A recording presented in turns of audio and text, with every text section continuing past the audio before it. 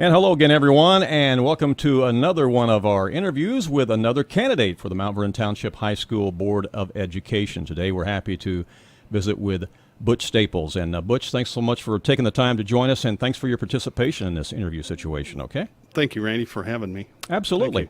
I'll tell you what, before we get into the question and answer time, why don't we give you an opportunity to share with the public a little bit about your background and maybe why you're motivated to run for the school board, and also why you feel like you're qualified to run for the school board, okay? Sounds good. Well, I'm a father of two. My son, he's a firefighter in Mount Vernon, and my daughter, she lives up in Wisconsin, and I'm married to the former Susan Talley Staples now, she's a administrator with the city schools here in Mount Vernon, and I'm currently a special education teacher at Bethel Grade School, lead teacher, special education teacher, and I had 31 years in the military. Almost 29 of those were as a supervisor, where I supervised anywhere from 1 to 250 people. Desert Storm vet. So, you know, I go way back with leadership, and so now, you know, I have a chance to serve the community, run for a school board, hopefully get elected, and it's because I care a lot about our future leaders, our students, and I want them to have the tools to succeed, because I don't think they're getting that yet, or, you know, somewhat, but I want to make sure that they have those in the future. The best education from the most qualified staff. There's a lot of great teachers up there at the high school. I know because I taught up there for 2.5 years, and there's a lot of great teachers up there. I personally know them, but I know a lot of good ones that have left, and I want them to come back. And my qualifications for serving on board, I think my military leadership, I'm the lead teacher, special education teacher, so I'm up on, you know, knowledgeable in school and special ed laws, and I just got my master's in school administration. Okay. So I feel like I'm qualified. Okay, great. So, well, thanks for sharing that with us. Let's get into the questions then. You know, one of the major concerns right now at Mount Vernon Township High School is teacher turnover and teacher morale. If you are elected to the board, Butch, how do you believe that you can impact this issue in a positive way? I think by speaking up and questioning things that's going on and trying to make sure the teachers have the tools they need.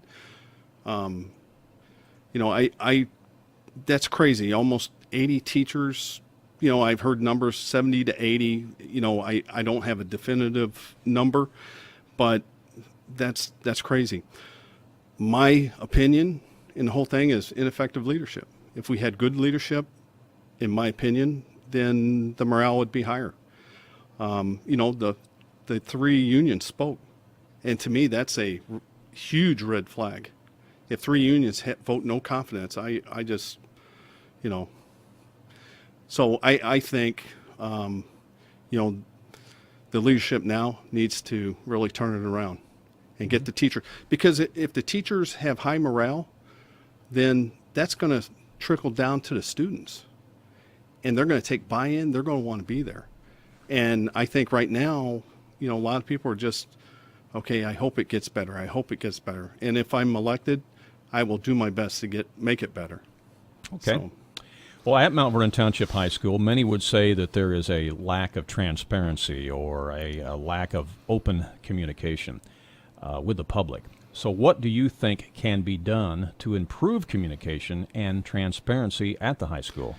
Well, you know, this is a public school, and all the information should be transparent, unless you're talking about faculty and staff, personnel issues. Then, yeah, that's not public.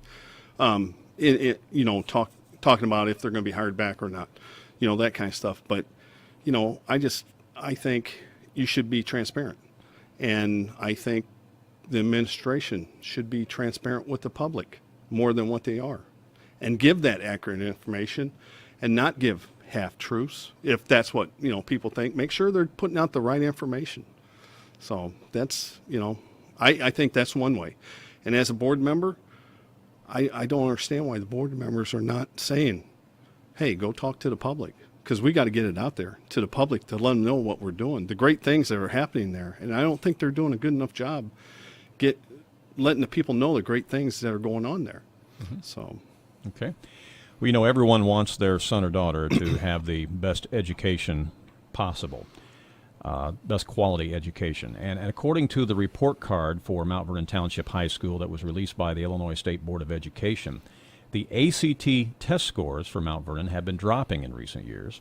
right. Meanwhile, the graduation rate is declining and the dropout rate is increasing.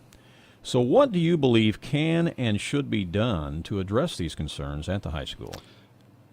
I think, number one, leadership. I think, like high-performing schools in our same situation, same demographics that are high-achieving, the number one thing is high morale. And I think with strong leadership, changing of leadership, and, Dr. Smith's contract runs out in a year, and then we have to be looking at bringing in somebody new and hopefully get somebody that lives in the community to take stock in it. I think we should go stay in town or, in the county and bring somebody in for that, to, change the morale. And I think once the teachers, they have buy-in and their word is being heard by the administration, I think it'll turn it around. Okay. Let's shift gears here a little bit. There's been much discussion about cost of the new school, as well as the ongoing spending that many would consider to be somewhat wasteful. As a board member, how would you try to contain costs at the high school? That I think was a can of worms that was opened up, because I've been a mechanic for 30 years. In the military, that's what I did. I was a helicopter mechanic and then an aircraft mechanic. And tools, you never throw away good tools. Snap-on, I understand that they had Snap-on. Why would you get rid of those? If one breaks, you turn it in and get a new one. You never throw away. And as a mechanic, I never want to throw away my toolbox or any of my tools unless they were broke. That would be one thing.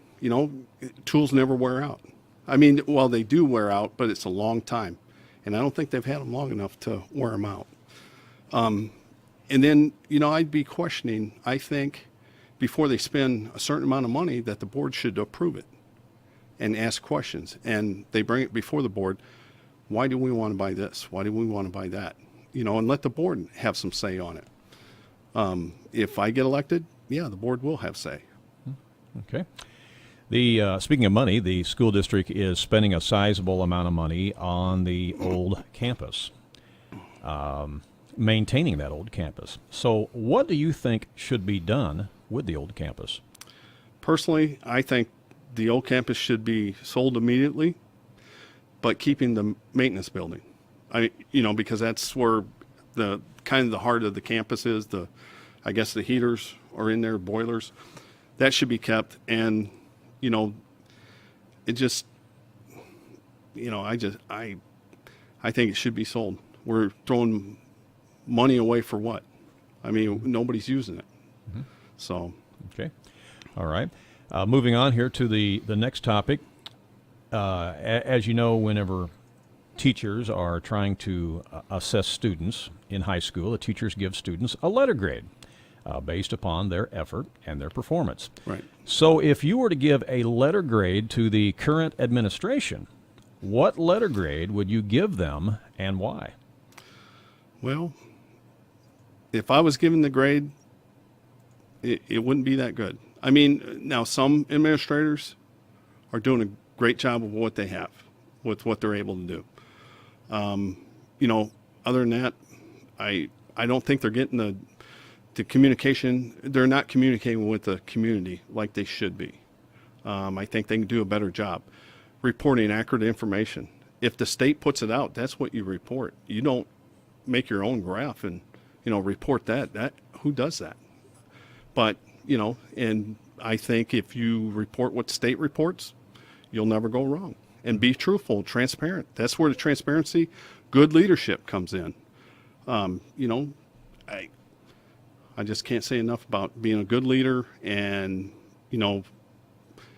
being transparent, talking to the community, trying to get them to buy in on what you want to do, and make the teachers feel like they're part of the team, like their say is important.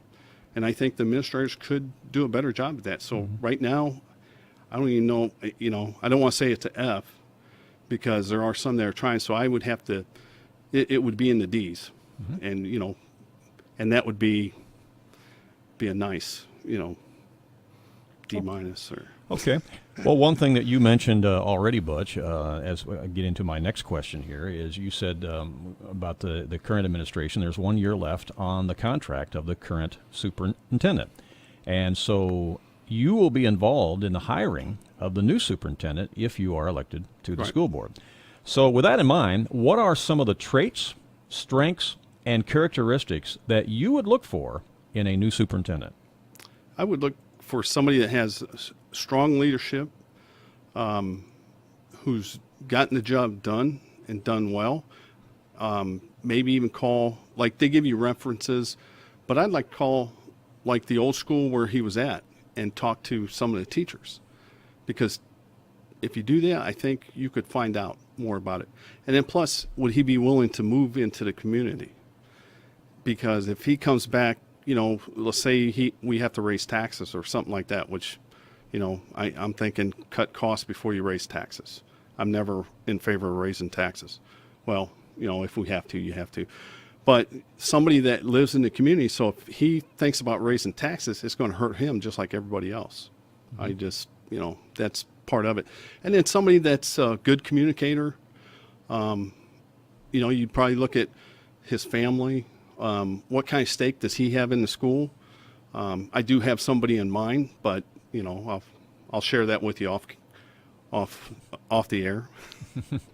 Okay. Well, you actually answered my next question, and that was, do you believe that the Mount Vernon Township High School superintendent should live in the school district? So, absolutely. Okay. Absolutely. I mean, that's just a no-brainer, I think. Because what happened? We went outside. We didn't have them live in district, and look where we are now. Okay. I think that has something to do with it. Maybe not, but I think it does. Okay. Well, due to time constraints, that's really all the questions that I have for you, Butch. But is there anything else that you'd like to comment on, or anything else you'd like to share with the public leading up to the election on April 4th? Well, I hope they give me their vote. I'd be really appreciative of it, and I'll do a good job for them. I'm not afraid to ask questions. 31 years in the military, I had to be out there in front all the time. And, if somebody's not doing the job, I'm not afraid to tell them. And I think we need a little bit more of that on the school board going into the, next year. So. Okay. Well, Butch, I want to thank you for your time, and thanks for your willingness to participate Thank you. in this. And this is my first time on air. So. Okay.